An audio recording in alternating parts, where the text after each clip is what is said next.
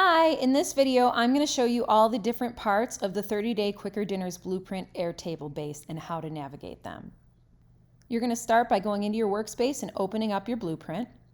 And this whole thing is called a base. This is where all the information is held. Up top, you have these two tabs. They're called tables. Each table houses specific information. In this case, you have recipes and ingredients. And then within them, you have different ways to view the information. The first is the drag and drop meal plan calendar.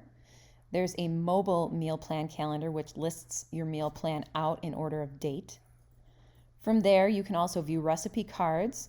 This is a visual gallery of all the recipes that are in this meal plan for you. And additionally, you can go into each recipe to view specific records in the information. And then you have the master grid of all the different recipes. This you won't use too much, but it's there if you ever do need it.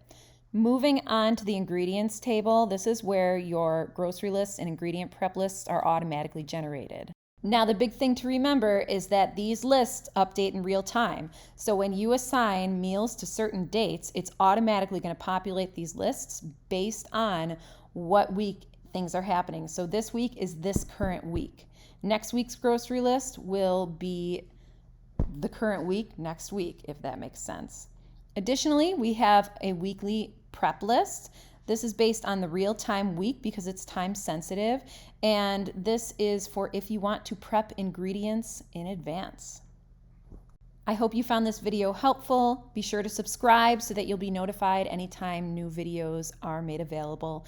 And be sure to follow my website, thelifejolie.com, and also on Instagram at thelifejolie. Have a great day.